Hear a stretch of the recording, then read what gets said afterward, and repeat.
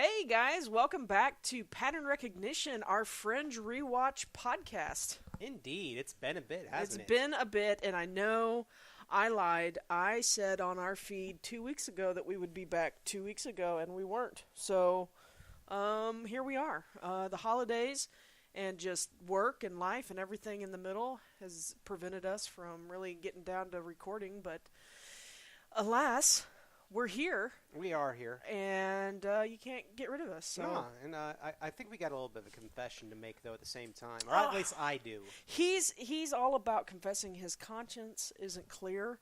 And I don't think you guys will mind, but... well, I mean, so for the first, I guess at this point it's been 5 episodes, or six episodes. I had not seen anything else of Fringe until I saw that moment. You know, I saw the episode and then we'd go record it. Yeah. And over the holidays, we sat down to watch this episode once. And it's been some time ago now. Mm-hmm. But we had sat down to watch episode 7, and we didn't take notes. We just put it on and watched it. And then John binged the rest. And we finished the other 14 or so episodes over the course of like a day and a half. Yeah. So. Now, I've only seen season 1. I have not moved beyond season 1. We've stopped there, so there is more for me to see that I have not seen. Yeah, there's still a lot of stuff that he does not know about, but he is aware of some things, but we're going to try to keep it to only what we've seen thus far on the show for what we discuss in this episode. Yeah. But, fair warning, because he's seen more, things may get misremembered, especially since we binged it. Even though we've gone back and watched these episodes again before we've taken our notes and things like that, sometimes stuff is going to slip in, but we're going to do our best to not do that. And I'll try my best to still, because I, like she's pointed out, I don't know really where this series goes. Right. So I still am coming in fairly fresh, and I will try my best to still act on that. Yeah, he hasn't been... we had an instance where we recorded the next episode. We kind of recorded these out of order due to people being present and time schedules and things. But our next episode we recorded with our friends Amanda and David, who will probably make more appearances down the line. But and David spoiled himself on something by accident because he looked on the internet for something. And it wasn't a big deal, but he knows something that I was like, David, you shouldn't know. We didn't know this yet. But, and that's the thing with rewatching a show years after it's been off the air, because we're talking, it stopped airing in, 2012, 2013, I think. And so we're at least 5 years out. The internet is going to assume that everybody that wanted to see this show has seen it. Yeah, exactly. And so you can't just search for stuff if you're trying to stay unspoiled. But anyway, we're going to dive back in today with episode 7.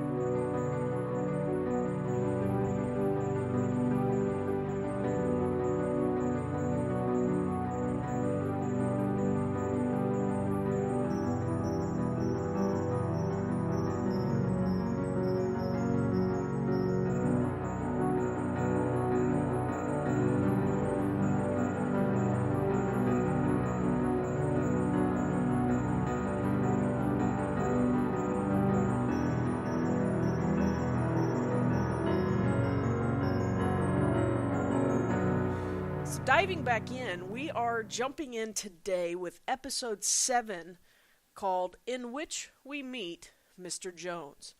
And I keep wanting to call it the one in which we meet Mr. Jones, because I think, is it Friends that all their episodes were kind of named like that? The one, da-da-da-da-da-da-da. I can't remember. There's a show that did that. How I Met Your Mother, maybe? Was that the one? I don't know. It was some sitcom that I didn't watch very much of. I've seen, I didn't watch Friends either. It's okay. I've watched enough of Friends to know what happens, but I think at some point something else started coming on and we quit watching it. It was not a thing that my parents were ever like super into. So I never got into it. It was only because people forced me to watch Smelly Cat that I really know. See, I don't even remember that. So. I know odd little tidbits of it, but anyway, I'm not going to sit here and listen to anybody gripe at me for my lack of Friends knowledge or my lack of How I Met Your Mother. I just don't care.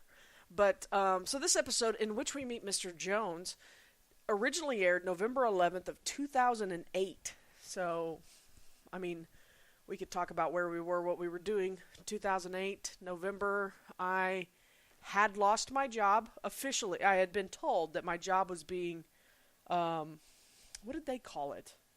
It had a nice name that essentially meant... Downsized? No, it wasn't downsized. It wasn't even considered... No, it wasn't considered workforce reduction, but it was something else. But my position was being moved away, outsourced to another place. But yeah, I had known... I think we were getting ready to lose our first group of people because they were going to do the thing in 3 phases, the layoff in 3 phases. We were getting ready to lose our first group. I was in the last group, which was nice. I appreciated being held on until February. But yeah, so I was scrambling, looking for what to do, and I was making plans to move full-time to Shreveport and looking for work already in Shreveport at that time. So it was a crappy time of year, right before the holidays. Find out you're losing your job. I think by 2008, I was living in College Station. I didn't move back to Houston until 2010. Oh wow! So you'd went back to college that late? Well, no, I was living there. Oh, you're just living there. I was just living there. I had been transferred. I didn't realize that. Yeah, no, I lived there for a little while by myself, and I lived there originally with a roommate, and I moved there to work for Lexmark. That's right. And my job also at some point went away, and I started working for Texas A&M University. Oh, okay. So that was actually fairly recently. Yeah. Well, I thought that's where. Well, I mean, 10 years.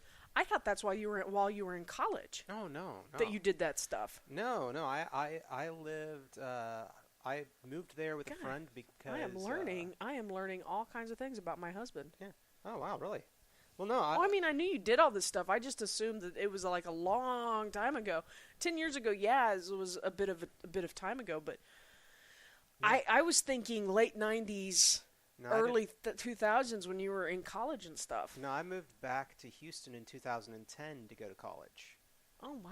And, yeah. Well, when did you go to A&M the first time? 1995.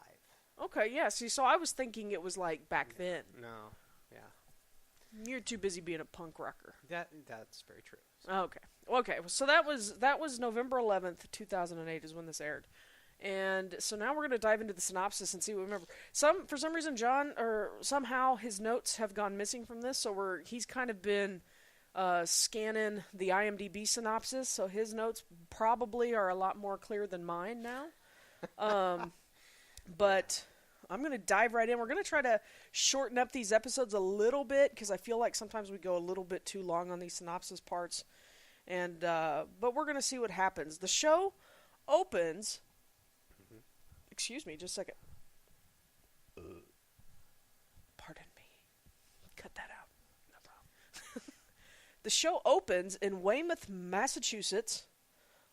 We have a Captain Loeb talking, and there's Captain Loeb. There's a bunch of agents on a boat. We don't see anybody we know. I think he refers to somebody named Charlie because I have a note down about Charlie, but I don't believe it's Charlie Francis. I think it's somebody else. But agents on a boat headed to dock.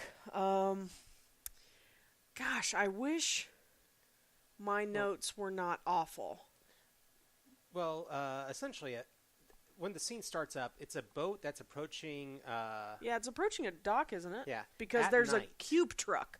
And a truck rounds a corner, and the FBI swarms it. I mean, it's a very...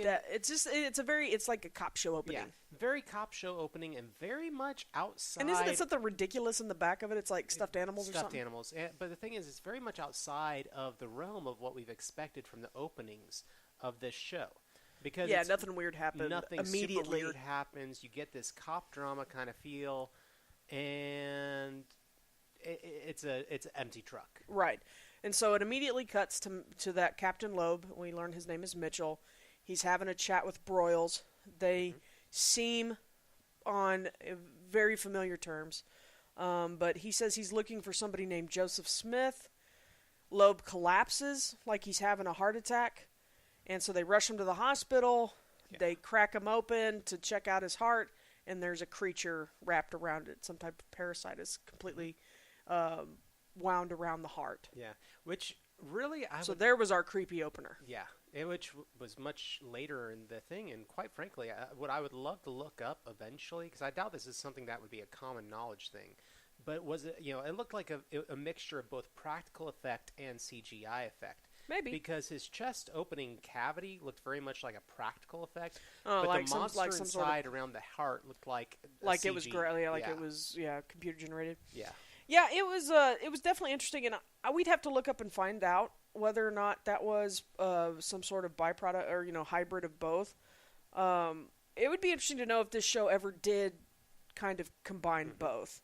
I know we've seen prosthetics and things like that. I believe when we see like that episode hasn't happened yet, but I think there's some times where there are creatures and things that I would think that they're prosthetics, at least for a moment. I don't think it's all. Well, a lot of the CG. lighting and a lot of the like laser effects are definitely CG in this show.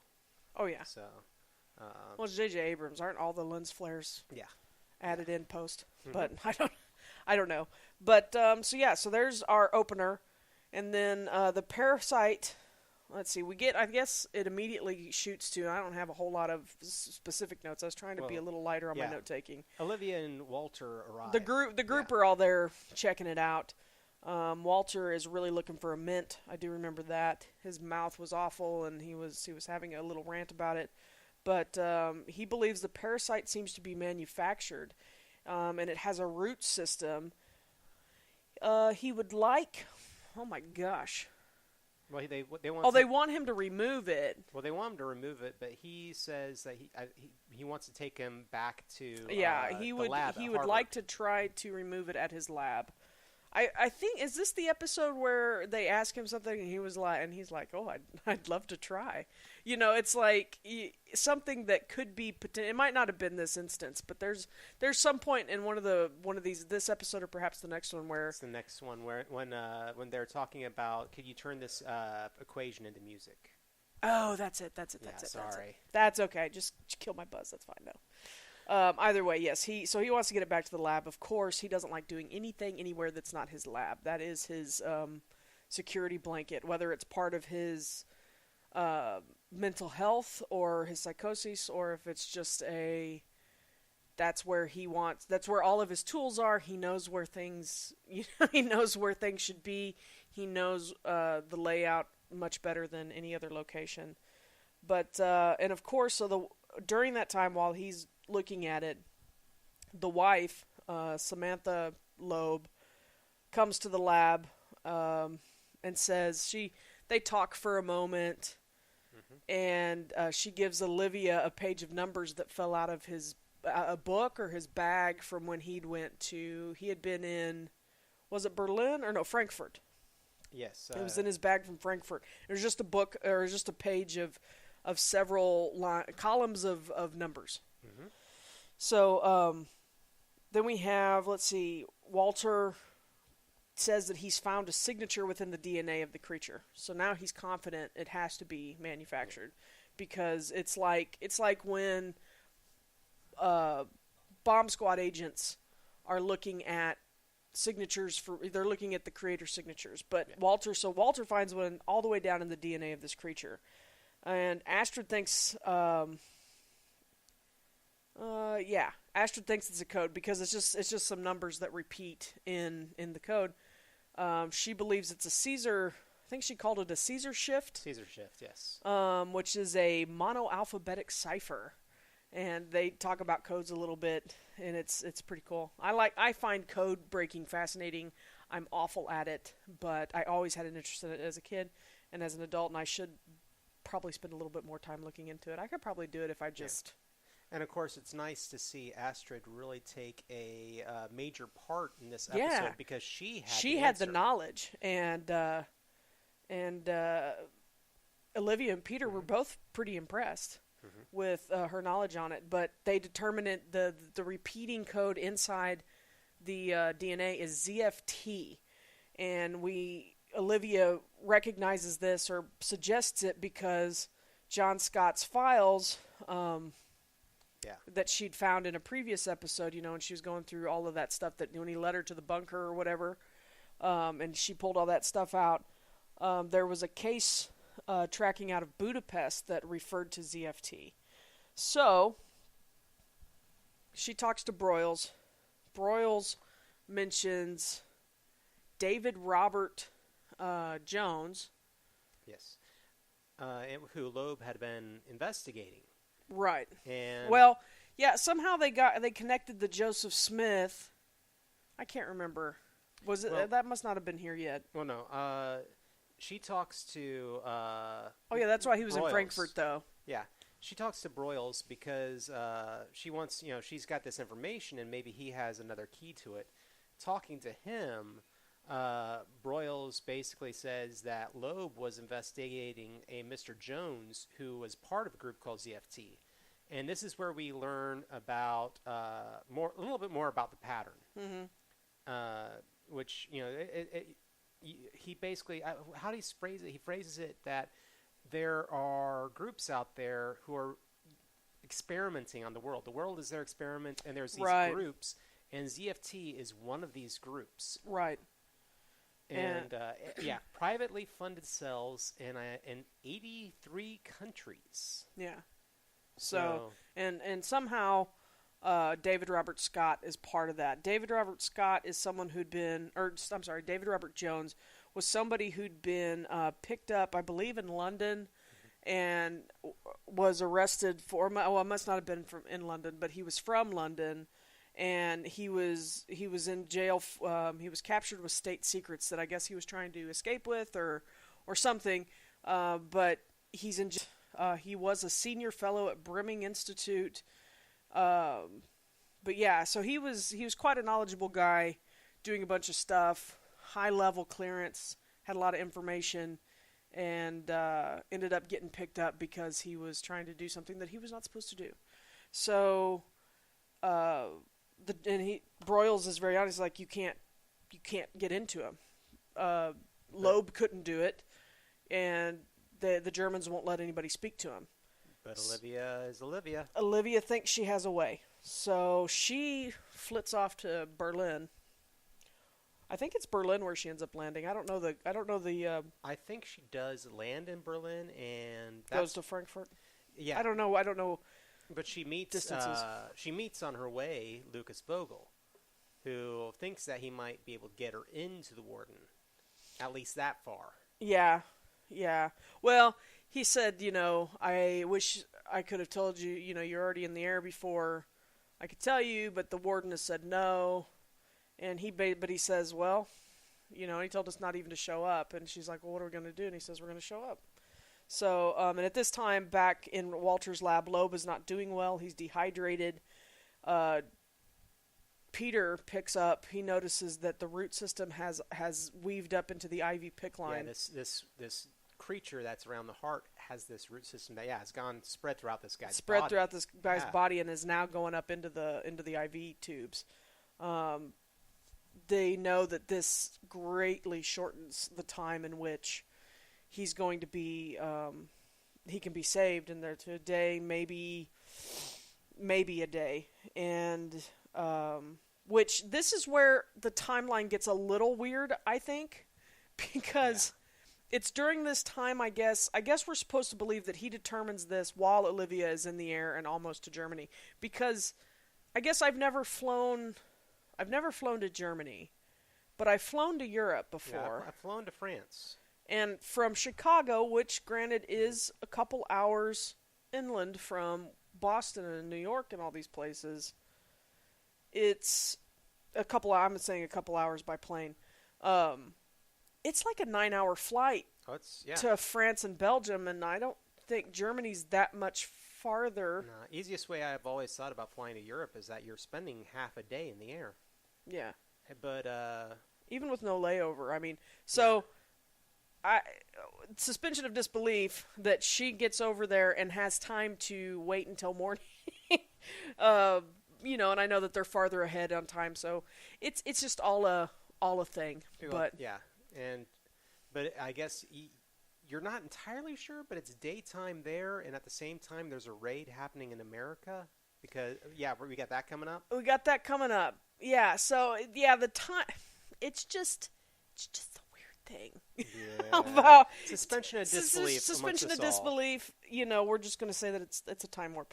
But so she shoots off to Germany. She meets Lucas Vogel, and yeah, they go and they show up, and they go to Wissenschaft prison, and the warden is Johann Lennox, and he basically just says, Jones talks to no one, and she.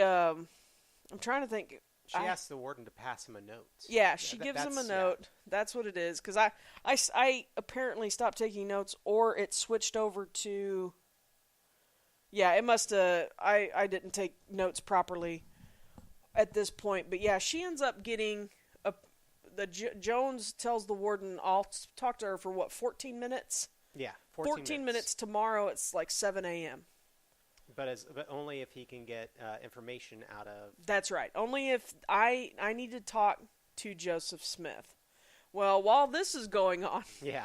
This is where things get interesting. Then we have Broyles, or Charlie Francis calls Broyles, and he says there's a local ZFT connection from that FBI field office. They have a little personal rant about, is there another mole here? But he's like, this number goes to Joseph Smith at 4331 Broad Street. So... Broyles is talking about this in the lab because he goes to see Walter, wants to find some stuff out because Mitchell's his friend, and I wanted to call him Josh Jackson. Peter Bishop overhears, and Olivia calls him, or she's trying to get a hold of Broyles and can't, so she calls Peter. And she's like, I need to talk to Broyles. They said he was coming to the lab, and I can't get a hold of him. And he's like, oh, well, they're out on some raid, and it's radio silence. And so, of course, Peter runs off into the daytime to try to catch him because they realize that,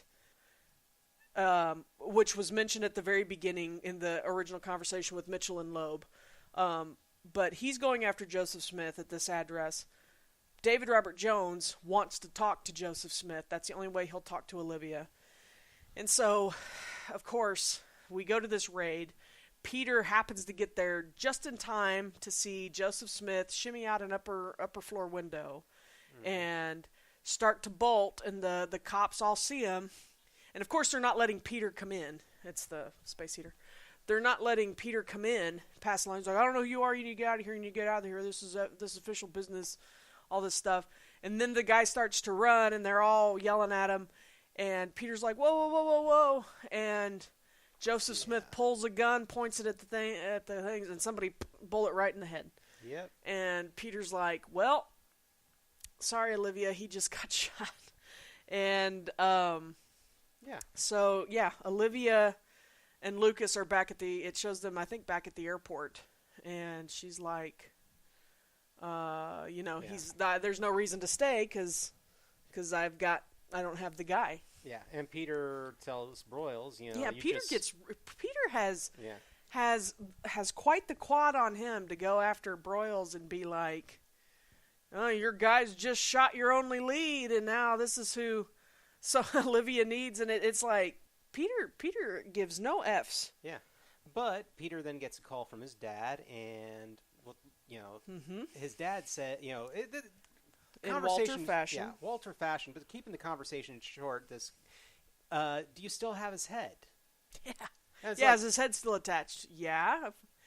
And he's like, okay, I might be able to get out information. Bring him to me. Yeah, so they call Olivia, and all this time, of course, at the airport, Lucas has been trying to... You get the impression that Lucas is a little smitten with Olivia, and they have clearly had a previous relationship or something, and he says he's become a spectacular cook and asks her to stay the night and come have dinner at his place and all this yada yada. And so she's like, no, I can't, until Peter calls and was like, my dad thinks he's got a way to do this.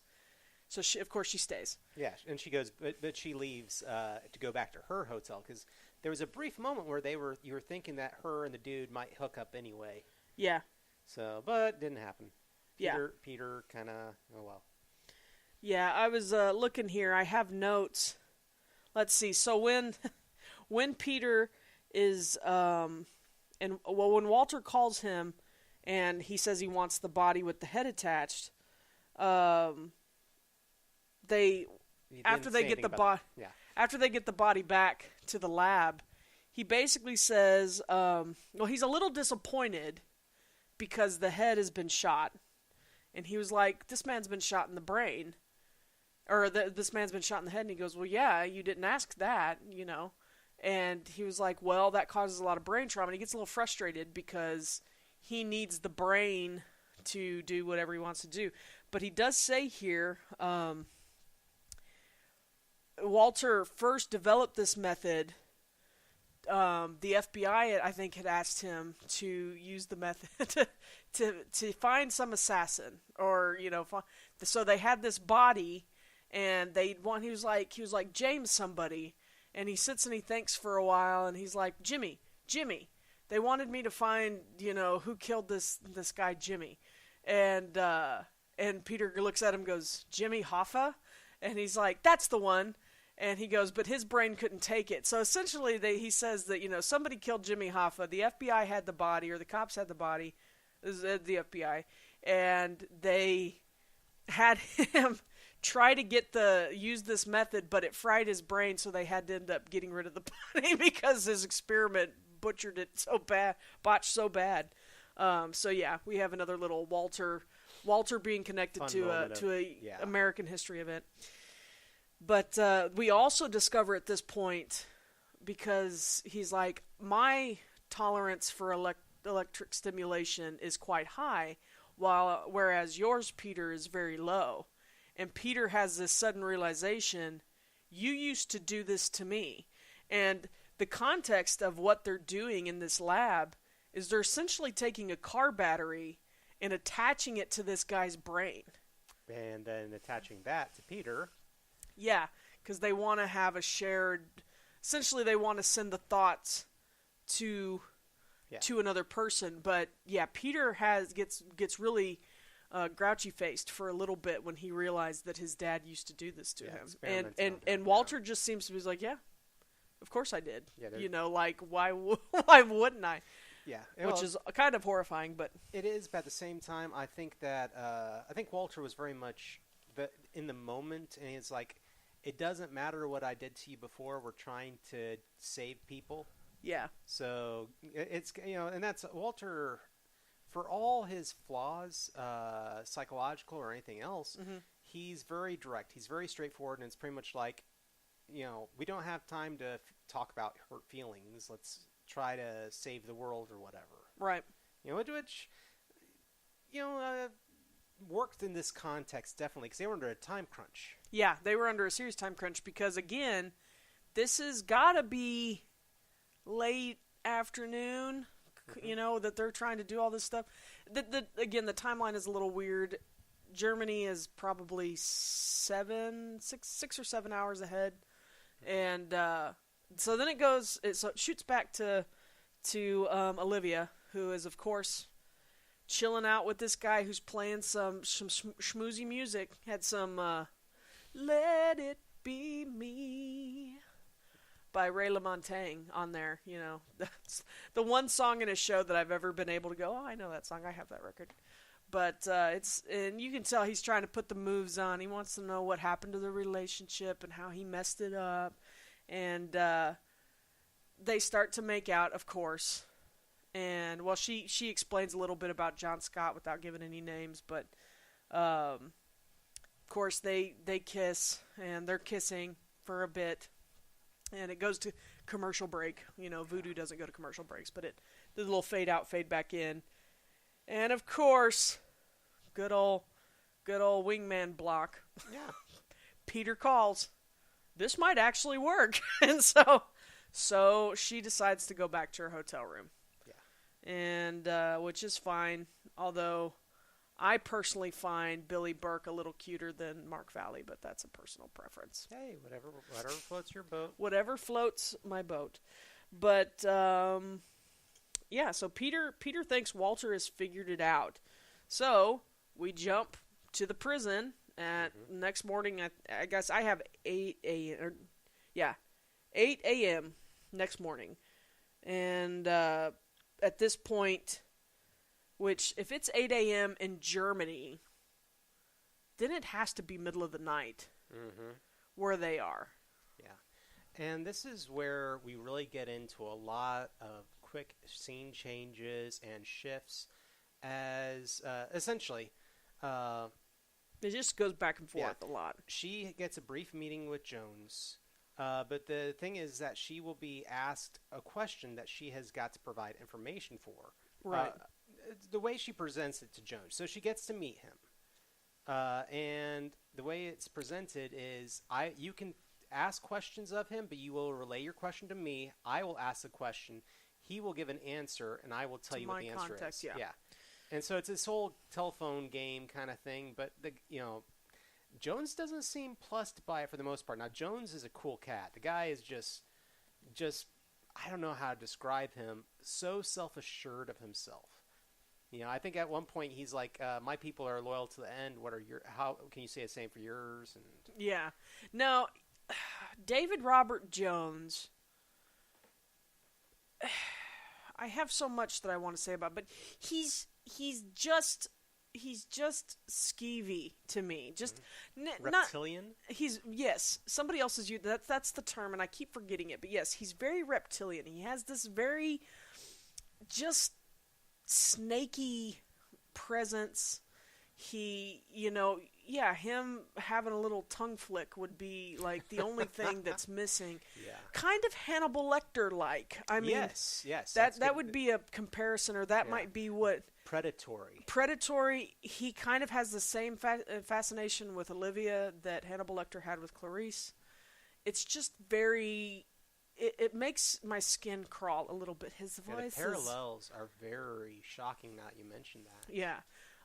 His voice has a slight rasp, and he's just.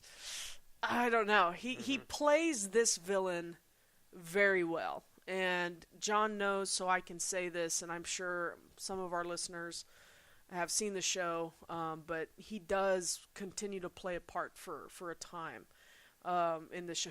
We see him more, but he's just snaky. Yeah, he's a beautiful villain. Let's be honest. He's really good, but his voice just gets under my skin, which is the point. Yep, that is the point. But so. Olivia stalls as much as she can because they're still trying to fine-tune and dial it in, dial in the process, and Peter is still not necessarily picking anything up from the guy because he does have brain damage, but the guy can't speak, he can't hear, so Peter is providing the external organs, the access. Yeah, and so they're asking questions. They have to, and Peter is having a real hard time with it, and so, so Walter essentially, he goes, here, I actually think he calls her asteroid at this point, but he hands her essentially a shot of adrenaline. He's like, when I tell you to, inject him with this. And Peter's like, are you going to kill me, Walter? He's like, no, it's just a sedative. And he puts him out, and he almost does die, but but it does work. Yeah, it's a sedative mixed with a euphoric substance. Oh, yeah, probably some sort of psychotropic thing. With as much as Walter mentions it in the episode, I would think it was like LSD or something. Because he mentions LSD twice. He's all about psychoactive things. So so something to at least, because his idea is that Peter is thinking too hard. He's trying too hard. He's too tense. He needs to just relax and let this guy's thoughts flow into his brain. So they sedate him. He laughs a little bit. They shock him again with the electricity. Astrid asks a question. And he gets responses. Yeah, but the responses are vertical lines. Yeah, when they finally are able, Olivia's like, I need you to ask him this question now. We have no more time. Yeah, where does somebody live or something like that? And it's, where does the gentleman live is the question. And during this all, this episode, Broyles irritates the crap out of me. because he makes some really boneheaded decisions. Yeah. And yes, he's not in it a lot, but he lets this woman just follow him around everywhere. So he brings her to the lab at this point, and they run it. Mitchell, his wife, the guy's wife, Samantha Mitchell, and so she runs over, and so this is the first time she's seen the body and seen the parasite wrapped around the heart and everything, and it's like, what made you think that you should bring her here? You stupid idiot! Oh, he's my friend. Yeah, it doesn't matter. Yeah. Nobody wants to see their husband like that, but especially because he's about to die until they get this information, that's what we're waiting for. And so here she comes running in, and here comes Broyles, and he's all having a little snit because they're electrocuting Peter with a car battery. Mm-hmm. But and he goes, no, something's happening. And the whole time Jones is just being antagonistic. He's just baiting her. And it's the whole, I know more than you do. Yeah, and you don't actually have anything. Hannibal. Yeah. It's just the arrogant, it's the posturing and everything. But he goes, no, I'm getting something. And Peter draws a series of, let's see, 1, 2, 3, 4, 5, 6, 7, 8, 9, 10, 11. 11 lines. 11 vertical lines on a piece of paper. And he goes, I don't know what this is. And they realize that they're missing the part lines. Of the horizontal lines, and that it was probably due to the brain damage gunshot. Somehow Peter puts on some random horizontal lines, and he goes, Little Hill, and he throws that out, and so Olivia, as she's being dragged from the room, Little Hill, and as she's being dragged from the room, Jones kind of makes oh crap, you actually answered it. And he says 3 parts mebendazole, 2 parts thermophilic hydrolase directly into the parasite. And so she repeats it. They put it together. They inject the parasite. The parasite starts to die immediately.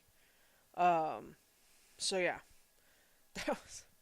that was kind of the climax of the episode, and it's still, I still am not entirely sure. They didn't ever really explain how Peter figured out where to put the other lines, but alas, there we were. Yeah. And who knows? Maybe it was something to do with the connection that he had with the body. Mm-hmm. But that was kind of the high point, and we start going immediately. It goes to essentially an epilogue of Mitchell's in the hospital. Mm-hmm. His wife is with him. Broyles and Olivia have a discussion there in the hospital. It's determined, and he tells her someone in the office is a traitor because somebody in the office was, when Charlie found somebody from the office had been leaking information to the Joseph Smith guy. But Olivia asks him if he has any ideas who might the traitor be. He doesn't know who, or Mitchell doesn't know who or why he was targeted. It was just kind of happened.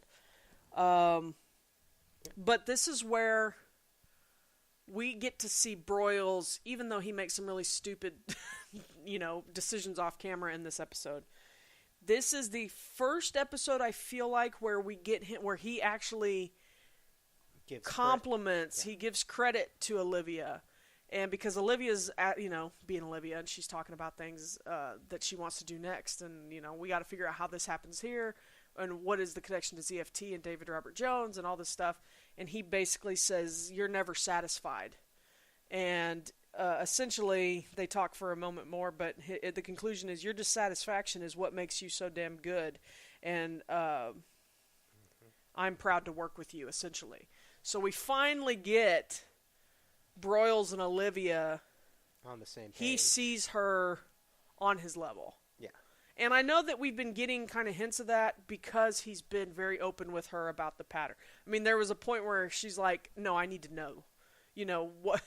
I can't be kept out of any of this anymore. I think the first time she mentioned ZFT to Broyles, he was like, where did you hear that? And he's like, okay, well, here we go. Yeah, you get an idea of the method for Broyles because there's kind of this investigative method that Olivia has, where she is coming into everything somewhat unknowing. And obviously, Broyles knows far more than her. But he doesn't just want to share the information. He wants her to... Yeah. I think he's waiting for her to find a context to then give her information about that. So as she learns more in her investigation, okay, well, now I can tell you this. But anyhow, this is where... And then they leave. Broyles and Olivia leave, and then we find out the twist. The end of the episode, and Samantha Loeb looks over her shoulder and she says, "They're gone." And Mitchell says, "Did it work? What we did?" And she basically she says, "They got the answer." Yeah, they got the answer. So and she whispers, "Little Hill." Yeah. So essentially, we find out that probably Broyles' bonehead decisions were actually due to her manipulating the situation so she could be in the room. Yeah. So you realize then that Loeb mentions Dr. Jones. And so we know now he is the leak. He's been in contact with Jones. It's not that he was investigating him. He's probably working with him in some form. In this episode, what you get from the beginning now, I mean, at the very end, it's I don't want to say it's a M. Night twist, but it's one of those things where at the very end you come to the realization that the entire time she has been puppeted by Jones to some extent. Yeah. I mean, the fact that Loeb was infected in the first place was a setup. Yeah. The fact that the wife gave the note to Olivia that contained the ZFT link was a setup. Yep. Going to Germany, everything was, I mean, every step of the way was a setup. It's all a setup, and, I mean, you essentially discover him going, "Did it work what we did?" They gave themselves the parasite. Yeah, exactly. And so you're left with this sudden realization that you up until that point, you felt like, okay, Olivia is getting in on it, and she's figuring it out, and she's finally maybe... Yeah. She might not be one step ahead, but she's at least catching up. She's at least catching up. No. No. Nope. She's just being marionetted, puppeted along. So that was this episode. It's a pretty good episode. We start to kind of... I like that this, we're 7 episodes in. We've got our villain. The villain has been very ambiguous. It's been this organization. It's been all this other... It's been this big... conspiracy? Kind of a conspiracy. I'm trying to think... nebulous. Nebulous, I think, is probably more the word. There's nothing... There was no tangible bad guy. It was just there was all these bad guys doing all these things... And you there ask was yourself why? Why would you do this? What presented? Then we had the organization. We had essentially the terror cells, the ZFT. And even then, why? Yeah, again, why? And now we have a face. We have David Robert Jones. And we don't know how he plays into it, but we know that he plays into it. So, let's go ahead and move ahead to guest stars. Oh, yeah. And I'm going to pause here, too. Maybe after the synopsis, do an ad break. Okay. Or something like that. We'll be right back. And, we'll get into... We'll wrap it up. And kind of give, 3 parts. I don't know. That's up to you, how you want to do it. No, you're good. Do you think we want to say we'll be right back with our... Or do you just want to go straight to the ad break? No, we'll probably say, we're going to... So when we come back, we'll talk about guest stars and some trivia for this episode. Okay. Do you just want to use that what you just said, or do you... I'll repeat it. Okay. So when we come back, we'll continue on with our guest stars and some trivia for this episode. Fantastic. So guest stars for this episode.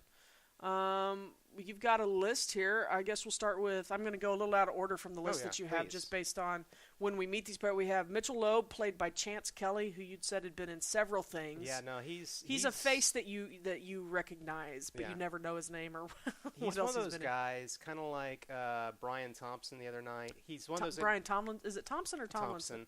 Thompson. He pops up in everything. He's just one of those guys that comes in as a part actor and never sticks around as a major player, but he's been in everything. Yeah, and he will appear in more episodes of this show. At least one or two more. At least one or two more. We have the German warden, Johann Lennox, played by Kenneth Tygar. Apparently he was in House of Cards. That's the character name, Walter Doyle? Walter Doyle, who, that was the character name, and he... that was probably his longest running role that I could find for him. Was he in the Netflix House of Cards? Yes. Okay. I don't remember him in that show, but then again, I haven't watched House of Cards since like season 3, so it's been a while. We also have David Robert Jones, played by Jared Harris, who played Anderson Dawes in The Expanse. Yes. And I seem to remember, again, that's another show that we need to catch up on, but because we are way behind. We're season 2. For such a wonderful sci-fi show. It was a really good show, and we're just lazy. Well, we don't have cable, guys. We have Netflix, and we pay for Vudu purchases and things like that, so we just need to get our junk together and watch it. But I seem to remember someone in that show... And it may have been him, but I was like, I know that guy. Oh, he's in Fringe. So I probably remember him, and I just don't remember him. So. I think he played one of the politicians in Expanse. Okay, that could be. So, and then Samantha Loeb was played by Trini Alvarado. Mm-hmm. And go ahead. She, for me, out looking at her IMDb, Dr. Linsky of Frighteners. Yeah, and I would never have recognized her, and I still can't place her character in Frighteners because it's been a long time since I've seen it. She was the love interest for Michael J. Fox. Was she really? Yes. Okay. Oh, and she was wonderful in that. Yeah, but I would have never recognized her in Fringe as that character, probably because I haven't seen Frighteners enough to remember. I mean, that movie is a good 20 years old now. It's been a while, but that was a great movie. And I love the twist of, spoiler, she falls through the floor at one point, and somebody was going to shoot her, but ends up shooting someone else. Love that scene. Ruin her. But we have instead now, another role she did was Helen Ruth in the movie The Babe. Yeah, so she played, was that his mom or his wife? His wife. His wife, okay. I don't think I've ever seen The Babe.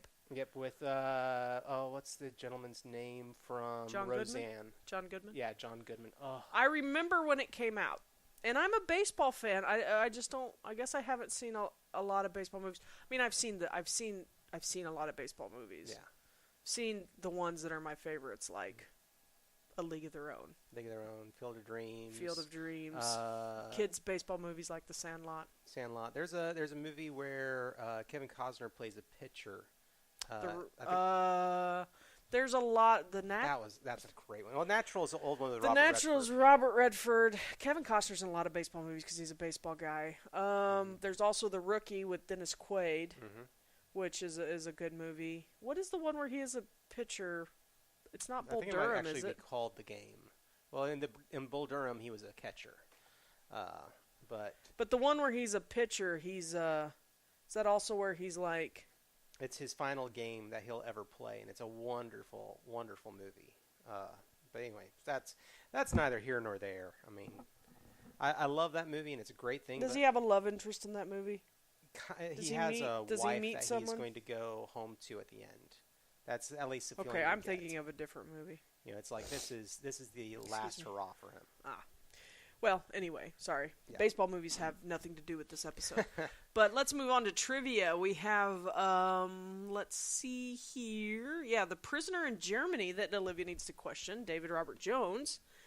That name is actually the birth name, and I'm sure some of you know this, but the birth name of rock star David Bowie. Oh, yes. And see, I didn't know that.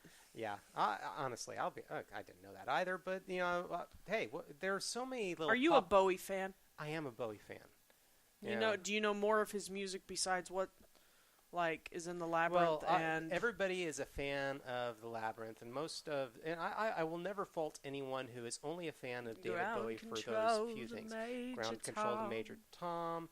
That's the only China David. Doll, nope. That Ground Control, whatever that song is that I just sang the line from. That is the only David Bowie song, and probably the only part of that song that I know. Yeah. Or is that the Spaceman song? Or Starman? Starman. Well, there was an ad. Starman was, I think, in a Ziggy Stardust. Okay, well, the Tesla commercial. Yeah. Or whatever, where he sent up the David Bowie music. Yeah, guys. Spoiler: I'm not a David Bowie fan. He's a little bit too out there for me. He's out there, but he was my parents liked him. Wonderful musician. I loved the last few things he did before he passed as well. That is one of the most powerful music videos I've ever seen. Not seen it. Yeah. I know. I'm Afraid of Americans. Afraid of Americans is. And I think, at the time, I think it bothered me more, and I was like, well, go away and stop taking our money. But that's my response to anybody who has something bad to say about America that America pays money to see. but yeah, no, I'm probably I didn't get into that to him or his music, but probably my feelings on David Bowie fans that I'm friends with. They probably would have the same feelings about me in my fandom of the Beatles. It was just, I picked a thing that an older generation liked. Yeah. And that's the one I settled with, was the Beatles and the Beach Boys. Yeah. So. Well, we're also nerds, and nerds tend to congregate and love He creeped me out as the Goblin King. Yes. Pants were too tight. Played with too many balls. Yep. I couldn't do it. So, and that's where a lot of like the girls that I grew up with, that's where like their love of David Bowie comes from. Like, no, that did not do anything for me on a heart level. That terrified me. I loved his song so As creepy. the World Falls Down in that movie. I mean, all the other songs, whatever, I loved As the World Falls Down. Well, there you go. So, moving on, though. Yeah. We have, during Loeb's debriefing, when Broyles and him are talking in their office. At the very beginning of the episode. Broyles asks, who are the other agents on the operation? And Loeb answers, Coscarelli and Scrim. Mm-hmm. So, two very odd names. Very odd names, and even when he said it, I was like, boy, they just wrote that one in. No, they didn't just write that one in. It's kind of a allusion, or whatever you want to say, to Don Coscarelli, who wrote and directed the Phantasm horror movies series, which starred Angus Scrim as the main villain. Awful. I don't like that movie either. I'm probably making a lot of enemies in this because I don't like David Bowie and I don't like Phantasm. It was campy horror, and it is not for everyone. And so a lot of people. Maybe not. So he played the tall man, right? He played the tall man.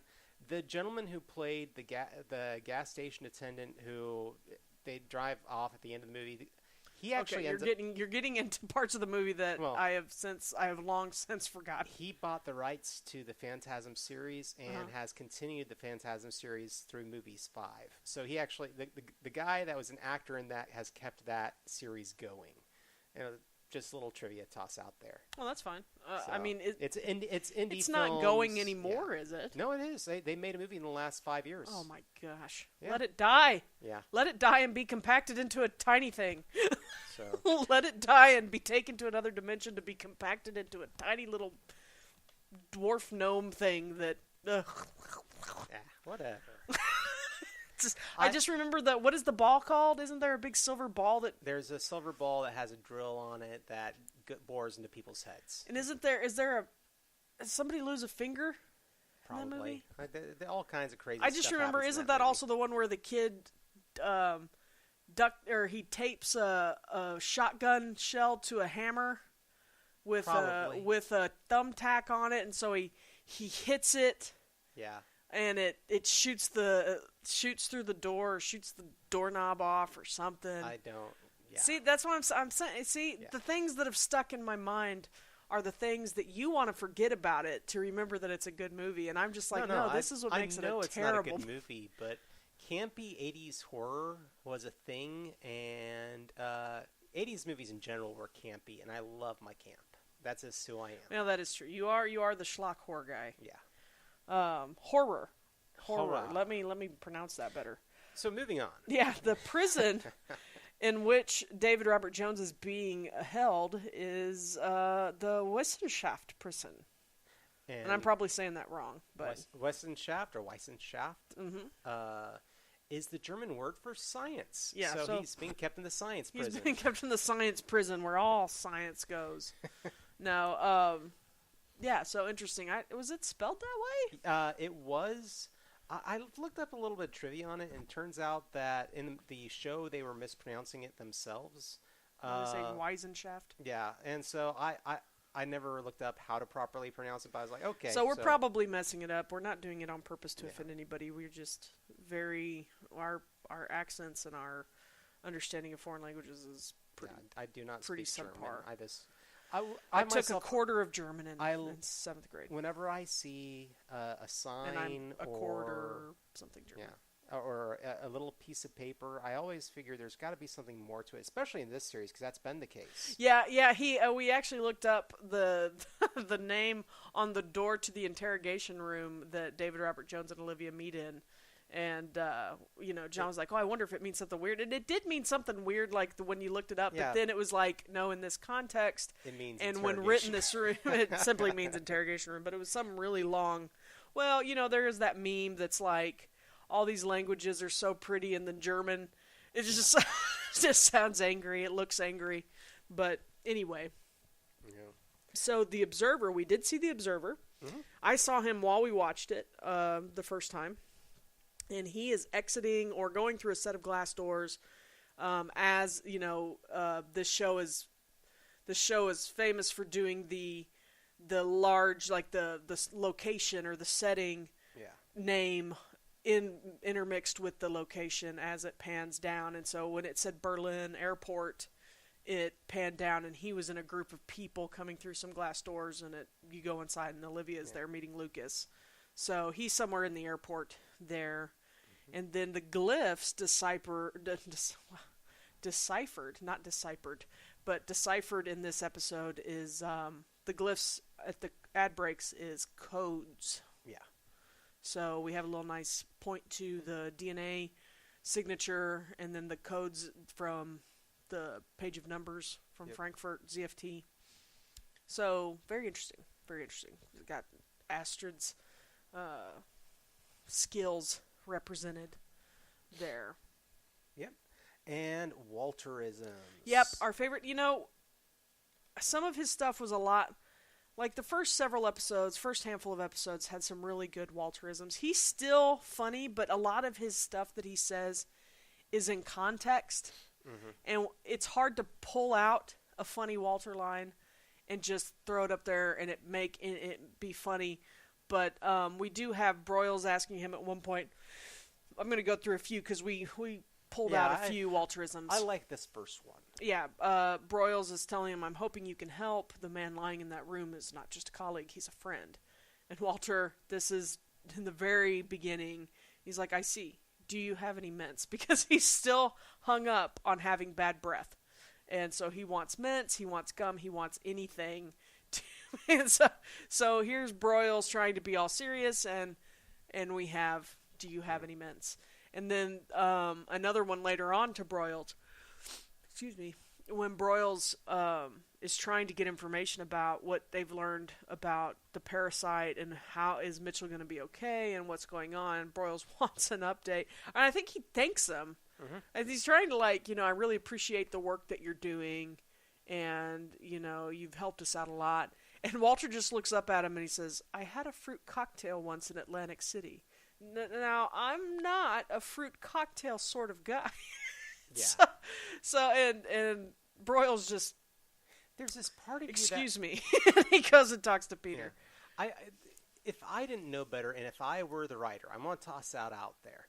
I would almost wonder if Walter plays up his psychosis to Broyles, because anytime they interact, it's like Broyles wants some reassurance that Walters is not entirely insane, and Walter's lines to him are almost always something along the lines of, "Oh, by the way, yes, I am mad. Completely insane." Yeah, I just think Broyles doesn't spend enough time with him. Mm-hmm. And Walter always comes off, to people who don't spend a lot of time with him, as a little more off. I'm so sorry. Walter always comes off to new people as a little more off than he does to even the viewer when you see him in his lab. And I think it's because, and it might, I wonder, to me, it's kind of relatable to people with anxiety or other kinds of mental health things where I work well in this configuration of people. You throw in somebody new, and it throws it's like me off. Starting all over, which is kind of how I am sometimes. Right. So new situation, I tend to be very quiet.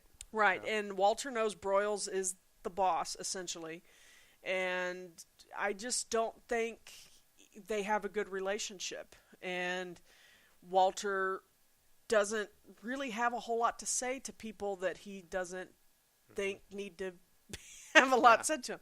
So, but anyway, the Walterisms that I jotted down were, excellent work, son. You may have found your true calling at last, working with me. And Peter's like, oh, I hope not. I hope not. Don't go. Wait a second.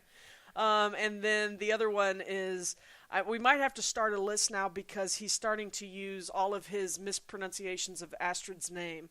And so when I say go, you, Astro, will ask him a question.